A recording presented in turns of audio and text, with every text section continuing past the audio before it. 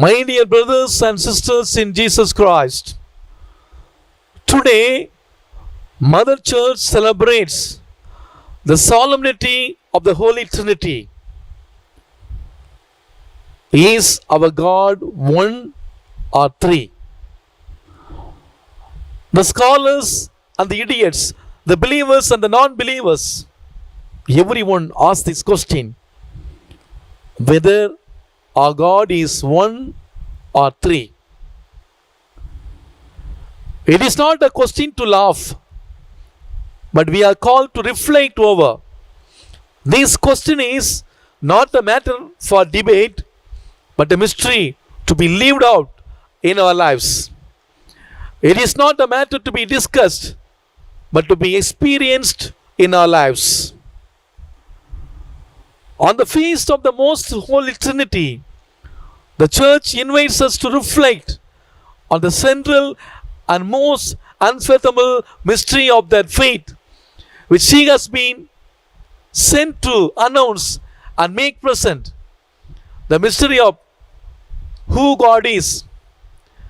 In our practice of Christian life,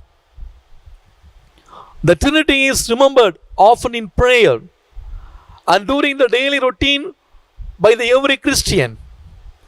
Each time we make the sign of the cross, as we did at the beginning of this celebration, we say, in the name of the Father and of the Son and of the Holy Spirit. St. Paul in his second letter to Corinthians, he writes, the grace of the Lord Jesus Christ, the love of God, and the communion of the Holy Spirit be with all of you. These greetings is repeated in the beginning of the Eucharistic celebration. In our understanding of the Trinity, specific roles, however, are attributed to them, namely, Father as the Creator, Son as the Redeemer, and the Holy Spirit as the Sanctifier. Jesus explicitly teaches us about his close union with the Father and the Spirit, which is the bond of love. In the book of Genesis, chapter 1, verses 1, 2, and 3, we read, in the beginning, when the universe was void and formless, the Spirit of God was hovering on the face of the earth. God the Father, the Creator, used the Word and everything came into existence. The Word became flesh. We see the Trinity at work at the incarnation. When Gabriel announces that Mary is having favor with God, and the Spirit will come upon her, and Jesus will dwell in her womb. The Holy Eucharist is manifested the fullness of the Blessed Trinity, as the Father and the Holy Spirit remain in Jesus while he was on earth. The Father and the Holy Spirit dwell in Jesus in the sacrament of the Holy Eucharist bodily. At the Holy Mass, the priest begins the celebration of the sacrifice in the name of the Trinity, concludes the Holy Mass with a solemn blessing again in the name of the Holy Trinity. Jesus himself in his teaching calls God Abba Father, and he teaches the disciples to invoke him in the same way. Jesus also speaks of the Spirit as his advocate and his oneness with him. He speaks of the unity of love between three persons and says that if they have seen him, they have seen the Father too. It is his Spirit that will come and continue to teach them further. He tells them that through the Trinity, they will experience the love and forgiveness. In all the Catholic liturgy, we find references to the presence of the Blessed Trinity at confirmation, during the administration of the sacrament of penance, the anointing of the sick, the holy orders and matrimony, at funerals, at vigils, at the hour of adoration, and a liturgical celebration. The Holy Trinity is mentioned in both the blessing of person and of objects. In fact, the Holy Trinity, which is a mystery, is part of our Christian life. Yes, my dear brothers and sisters, Holy Trinity is a Christian mystery. The human mind cannot comprehend. We cannot get it with money or power, pride or honor. There is a very old story about Saint Augustine, one of the intellectual giants of the church. Saint Augustine wanted to understand this mystery by all means. He reflected in a deeper manner, researched and read many books, and he could not understand this mystery. He was walking by a seashore one day, attempting to conceive of an intelligible explanation for the mystery of the Trinity.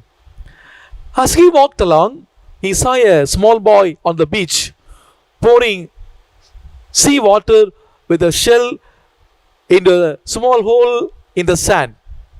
"What are you doing, my child?" asked Augustine. "I am trying to empty the sea into this hole," the boy answered with an innocent smile. "But that is impossible, my dear child," said Augustine.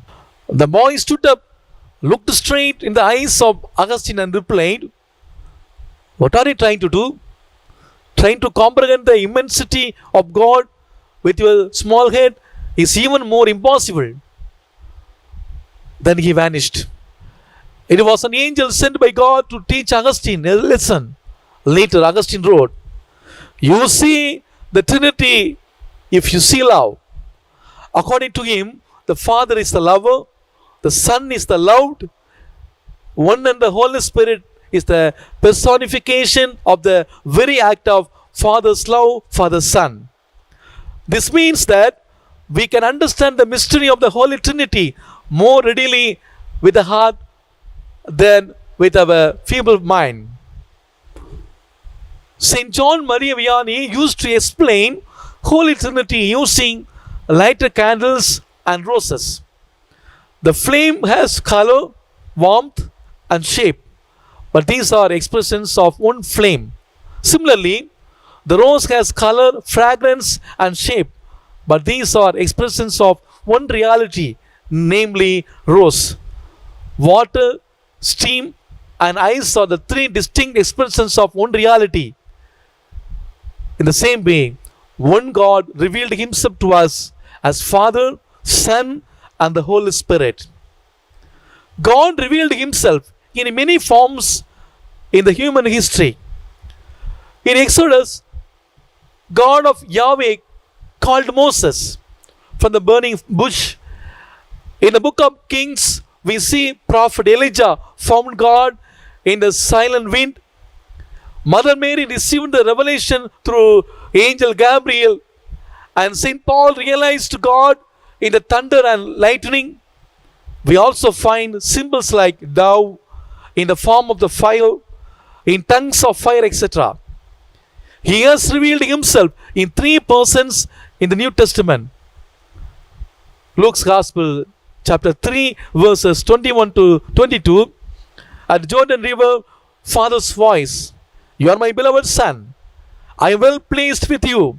Holy Spirit comes down on Jesus in the form of dove. In Matthew 28:19, you go and preach the good news, baptize the people in the name of the Father, Son, and the Holy Spirit. Jesus is the visible face of the Father. The first person is the Father, and he is called Father because he is the source of the life for the Son. The second person is called the Son because he receives his life from the Father. Father and Son love each other with a love more complete and perfect than we can imagine. Their love is so perfect that it is a person, the Holy Spirit. The third person then is the personal love between Father and Son, and is the bond of union between the Father and the Son. Yet, in our practice of faith, there is no other words remembered than the names of Father, Son, and the Spirit, And this Trinity is needed for us to fully live our Christian life. In the doxology at the Eucharist, we say, through Him, with Him, and in Him, and in unity of the Holy Spirit, all glory and honor is yours, Almighty Father.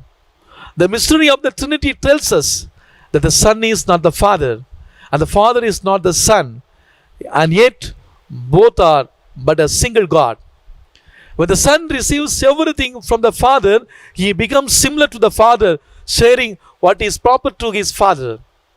In Jesus, the transcendent and knowledgeable God is presented in a form which helps us to have some understanding of His real nature and to reach out to Him. All human works of compassion, healing, reconciling, service, forgiveness, and making amends reflect the work of redemption and reconciliation and are identified more closely with the Son. Finally, we see God as Spirit forming us, guiding us, teaching us, moving us, comforting and strengthening us. We find God through His Spirit acting in and through us, in and through others.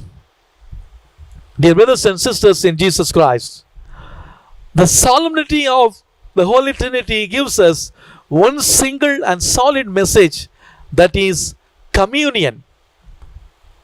In other words, unity.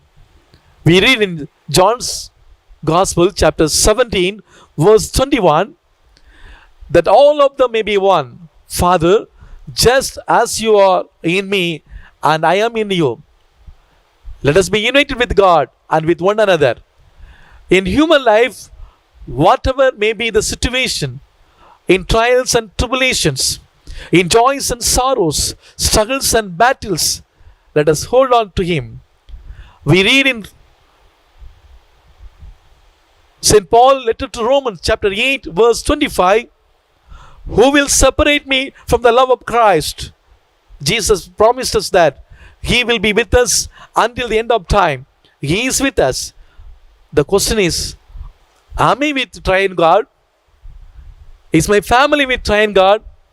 The Triune God is always with us. This is a question to be answered personally today. My dear brothers and sisters, secondly, that all of them may one.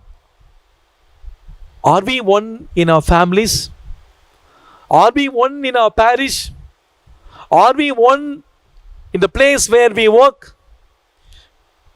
If you are one with the Lord, how can we be separated in our families? If you are one with the Lord, how can we be separated in our parish? If you are one with the Lord, how can we be separated in a working place? Let us pause for a while and reflect. Am I united with my family? Am I united with the other families in the parish? We all must have heard the story of the little boy who wanted to meet God. He knew it would be a long journey, so one day he got up early and packed his bag with some biscuits, chocolates, and soft drinks and set out on his journey without telling anyone. He had walked a short distance and reached a garden and found an old woman sitting quietly and feeding pigeons. The boy went and sat next to her and kept watching her action. Then he felt hungry and took out a biscuit and was about to eat, but he looked at the old woman and shared some with her. She willingly accepted it and gave him a bright smile. He too smiled. He shared his chocolates and drink, and each time she gave her a smile better than previous one. They shared no word with each other. Evening approached and the boy was tired and wanted to return home. He had but taken a few steps. He turned back and gave a hug to the old woman, who hugged in return, giving biggest smile ever. The boy reached home and the mother asked him why he looked so happy. The boy said, "Mom, I had lunch with God today. Before she could say anything, he added, look, mom, she had the most beautiful smile I had ever seen. The old woman too reached home and her son asked her why she was so happy. She responded saying, look, son, I had lunch with God today and I did not know he was so young. My dear brothers and sisters, let us go out of ourselves, find out Trinitarian God who is present in the people living, the people who are suffering with COVID-19, the people who are hungry because of the quarantine, people who are losing job and life becomes difficult and very tough, and in the peripheries, and share what we have, our love, compassion, care and concern, time and energy, even the materials we possess.